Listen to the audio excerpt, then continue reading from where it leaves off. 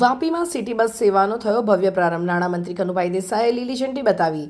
માત્ર ₹10ના ભાડામાં 12 રૂટ પર દોડશે બસો। વાપી શહેરના નાગરિકો માટે સસ્તી અને સુવિધાજનક જાહેર પરિવહન સેવા ઉપલબ્ધ બને તે હેતુથી વાપી મહાનગરપાલિકા દ્વારા સિટી બસ સેવાનો પ્રારંભ કરાયો છે। આ સેવાનો પ્રારંભ ગુજરાતના નાણાં તથા શહેરી વિકાસ મંત્રી કનુભાઈ દેસાઈ તેમજ ભાજપ શહેર પ્રમુખ મનીષ દેસાઈના હસ્તે શ્રીફળ વધેરી અને લીલી ઝંડી બતાવી કરવામાં આવ્યો હતો। વાપી શહેરમાં પ્રથમ વખત શરૂ થયેલી આ સિટી બસ સેવા સામાન્ય જનતા, કામદારો, વિદ્યાર્થીઓ અને નોકરિયાત વર્ગ માટે ખૂબ જ ઉપયોગી સાબિત થશે। ખાસ કરીને ઓછી કિંમતમાં મુસાફરી કરવાની સુવિધા ઉપલબ્ધ કરવામાં આવી છે, જેમાં મહત્તમ ભાડું માત્ર ₹10 નક્કી કરવામાં આવ્યું છે। પ્રારંભિક તબક્કામાં કુલ 20 બસો શહેરમાં મૂકવામાં આવી છે, જે કુલ 12 નિર્ધારિત રૂટ પર દોડશે। આ રૂટ દ્વારા વાપી રેલવે સ્ટેશન, JIDC વિસ્તાર, દાદરા ચેકપોસ્ટ, મોરાઈ નામધા ચંડોર, બગવાડા ટોલ, સલવાવ મહાલક્ષ્મી મંદિર, રાતાખાડી, તંબાડી ફાટક સહિતના અનેક મહત્વપૂર્ણ વિસ્તારોને જોડવામાં આવ્યા છે। આ બસ સેવા શરૂ થતાં શહેરના વિવિધ વિસ્તારો વચ્ચેની મુસાફરી વધુ સરળ બનશે તેમજ ખાનગી વાહનો પરની નિર્ભરતા પણ ઘટશે।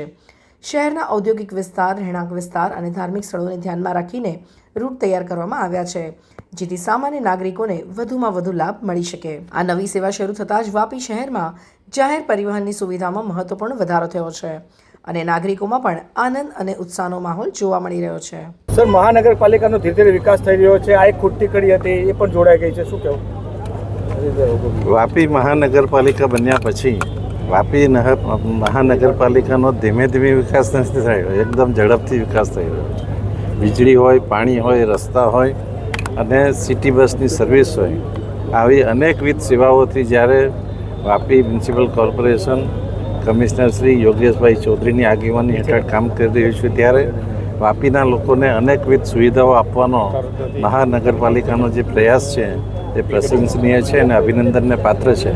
અને સાથે સાથે વાપીના લોકોને એક એવો અહેસાસ થવા જઈ રહ્યો છે કે મહાનગરપાલિકા થવાથી ચોખ્ખાઈ હોય, ટ્રાન્સપોર્ટેશન હોય, પાણીની વ્યવસ્થા હોય, પીવાના પાણીની વ્યવસ્થા હોય કે વરસાદના પાણીની નિકાલની વ્યવસ્થા હોય અને વાપીને બ્યુટિફાઈ કરવાનું હોય, આ બધા કામો એક સાથે થઈ રહ્યા છે। ત્યારે ફરીથી આપણે સૌ સાથે મળીને વાપીના વિકાસને વધાવીએ અને વિકાસ વધુ આગળ વધે એ માટે। સર, આ બસ સેવાની શું ખાસિયત છે? ₹10 માત્ર ક્યાં ક્યાં જશે, કઈ રીતે સુવિધાઓ મળશે? આ બસો માટેના રૂટ નક્કી કરવામાં આવ્યા છે।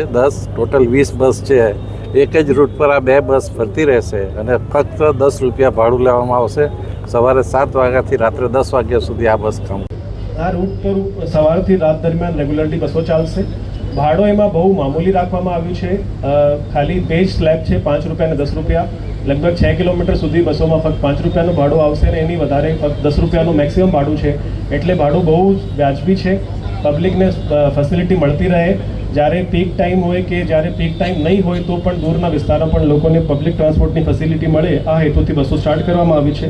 સવારે 7 વાગ્યાથી લઈને રાત્રે 10 વાગ્યા સુધી સતત બસ આ રૂટ ઉપર ચાલતી રહેશે।